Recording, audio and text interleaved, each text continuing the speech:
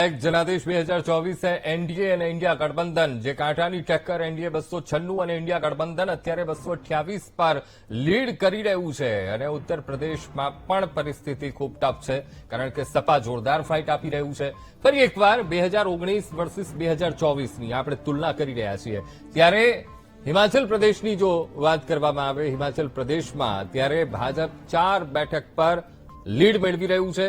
2019માં પણ આ જ પરિસ્થિતિ હતી. ભાજપ 4 અને કોંગ્રેસના ફાળે એક પણ સીટ નહોતી, અન્ય પક્ષોના ફાળે પણ એક પણ સીટ નહોતી આવી. અત્યારે એ હિમાચલ પ્રદેશમાં મજબૂત સ્થિતિમાં જોવા મળી રહ્યું છે. વાત કરીએ રાજસ્થાનની, ટોટલ 25 બેઠક અને 2019માં 25 બેઠક પર ભાજપે ક્લીન સ્વીપ કર્યું હતું, પણ અત્યારે 2024માં પરિસ્થિતિ અલગ જોવા મળી રહી છે.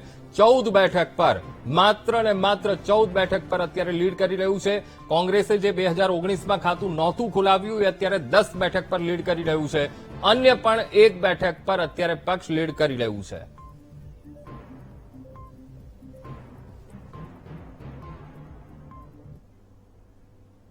તો પરિણામોના એક બાદ એક રાઉન્ડ, એક બાદ એક ટેબલ ઉપરથી જે પરિણામો સામે આવી રહ્યા છે અને અત્યારના અપડેટ શું છે એ મારા સહયોગી નેહા પાસેથી સમજીએ. બિલકુલથી અંકુર, અત્યારે વાત કરીએ તો મતગણતરી છે તે ચાલી રહી છે. આંકડા સતત અપડેટ થતા રહ્યા છે, તેમ તેમ આપણે દર્શક મિત્રો સુધી પહોંચાડી રહ્યા છે. અત્યારે 543 માંથી જો વાત કરવામાં આવે તો એનડીએ પાસે 296 જેટલી બેઠકોમાં એનડીએ આગળ જોવા મળી રહી છે. ઇન્ડિયા ગઠબંધનની વાત કરીએ તો 228 બેઠકો પર ઇન્ડિયા ગઠબંધન છે તે આગળ જોવા મળી રહ્યું છે. એટલે કે એક્ઝિટ પોલના તમામ જે આંકડાઓ છે તે ખોટા પડી રહ્યા છે અને હવે ક્યાંક ઉલટફેર થવા જઈ રહ્યો હોય તે પ્રકારના દ્રશ્યો, તે પ્રકારના આંકડાઓ છે એક બાદ એક સામે આવી રહ્યા છે.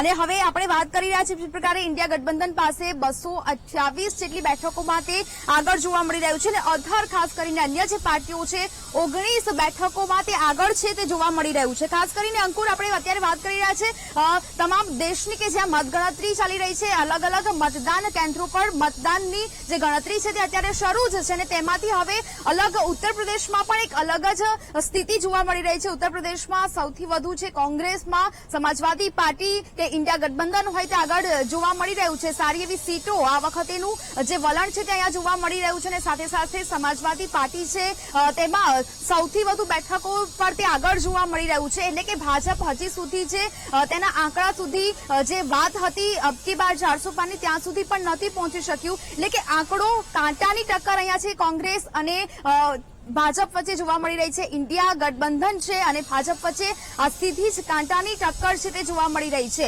મધ્યપ્રદેશની પણ આ જ ક્યાંક સ્થિતિ છે તે જોવા મળી રહી છે. જેટલું જોવા જઈએ ભાજપ તરફીનું જે પરિણામ આપણે જોતા આવ્યા છીએ તે આ વખતે એટલું નથી જોવા મળ્યું. એક્ઝિટ પોલમાં જે આપણે અનુમાન લગાવવામાં આવ્યા હતા અને ભાજપની પાસે એનડીએ જે સરકાર છે તેને આપણે 300 થી 350 સુધી જે બેઠકો મળવાની હતી, પરંતુ અહીંયા જે એક સ્થિતિ છે તે અહીંયા એ જોવા મળી રહી છે કે 228 છે ઇન્ડિયા ગઠબંધન બેઠકો પર આગળ ચાલી રહી છે. એટલે કે મતદાન હજુ ચાલુ છે. આ પરિસ્થિતિમાં હજુ પણ કોઈ ઉલટફેરના સંકેત છે તે અહીંયા જોવા મળી રહ્યા છે. ગુજરાતની વાત કરી લઈએ અંકુર, ગુજરાતમાં જે પ્રકારે 25 બેઠકો પર જે પ્રતિષ્ઠિત જંગ જામ્યો છે અને આમાંથી માત્ર ને માત્ર કોંગ્રેસ એક બેઠક પર પાટણથી આગળ જોવા મળી રહી છે. પાટણમાં ચંદનજી ઠાકોર છે તે આગળ જોવા મળી રહ્યા છે. ગ્રાફિક્સ ટીવી સ્ક્રીન પર આપણે દર્શક મિત્રોને સમજાવવા જે પ્રકારે માંગીએ છીએ, એનડીએ સરકાર એટલે કે એનડીએ પાસે અત્યારે 295 બેઠકો પર તે આગળ ચાલી રહી છે.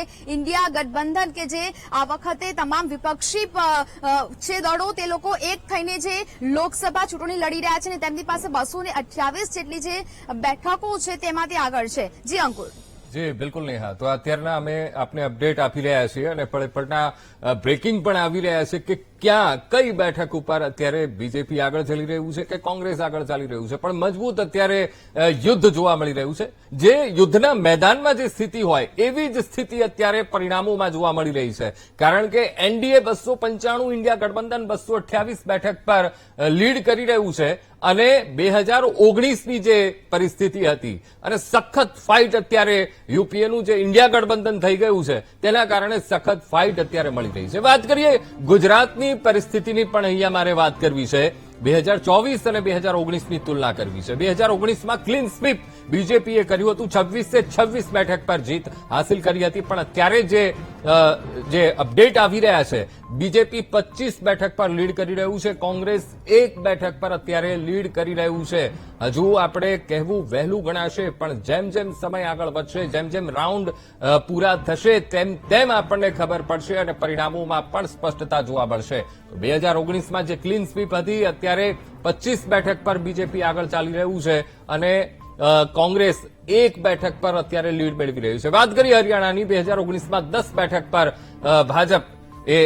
ભાજપે બેઠક જીતી હતી, ક્લીન સ્વીપ કરી હતી. 2024માં અત્યારે 3 બેઠક, માત્ર ને માત્ર 3 બેઠક પર લીડ કરી રહ્યું છે અને કોંગ્રેસ અત્યારે આમાં પ્લસ જોવા મળી રહ્યું છે. કોંગ્રેસ 7 બેઠક પર હરિયાણામાં લીડ કરી રહ્યું છે.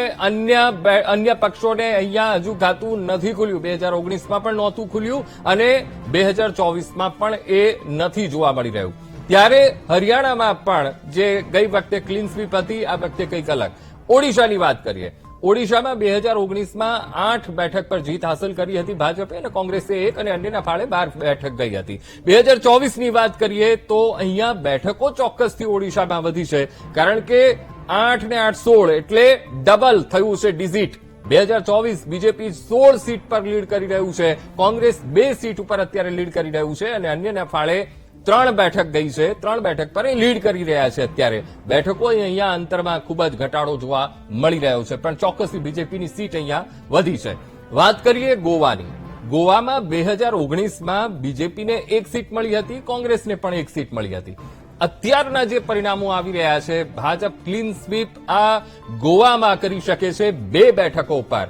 બીજેપી 2 બેઠક પર લીડ થતી જોવા મળી રહી છે, લીડ વધુ છે ગોવામાં 2 બેઠકો પર, જે 2019માં માત્ર 1 હતું. 50-50ની એ પરિસ્થિતિ હતી. ભાજપને 1 બેઠક હતી અને કોંગ્રેસને 1 બેઠક હતી. પણ 2024 અત્યારે જે પરિણામો આવી રહ્યા છે, ગોવામાં જે મહેનત કરી છે, ગોવામાં જે દમખમ વાપરવામાં આવ્યો છે, ક્યાંક ને ક્યાંક એ સકારાત્મક પરિણામો ગોવામાં જોવા મળી શકે છે, કારણ કે 2024 અત્યારે 2 સીટ ઉપર લીડ જોવા મળી રહી છે. વાત કરીએ ઉત્તરાખંડની બેઠકની. ઉત્તરાખંડની 5 બેઠક છે.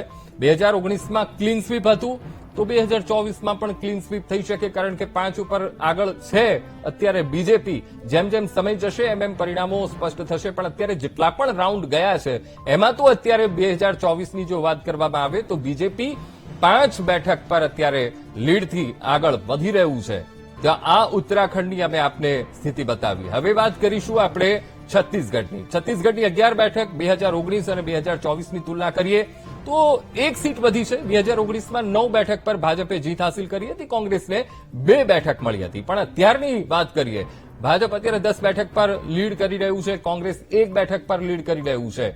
એટલે કોંગ્રેસની 1 ઘટી છે, ભાજપની સામે 1 બેઠક છત્તીસગઢમાં એ વધી છે.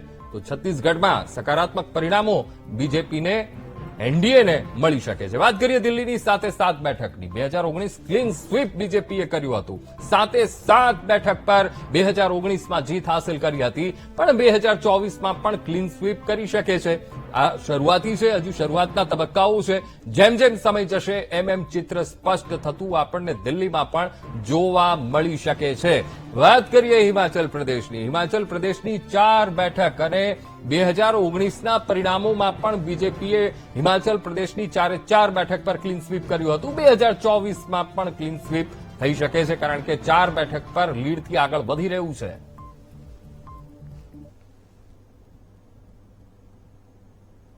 તો જે રીતના પરિણામો આવી રહ્યા છે, હિમાચલ પ્રદેશ, ઉત્તરાખંડ, જ્યાં બીજેપી ક્લીન સ્વીપ કરી શકે છે, જે 2019માં સ્થિતિ હતી, એ પ્રકારની જ પરિસ્થિતિ અત્યારે પરિણામોમાં દેખાઈ રહી છે, ખાસ તો બીજેપી એનડીએ માટે.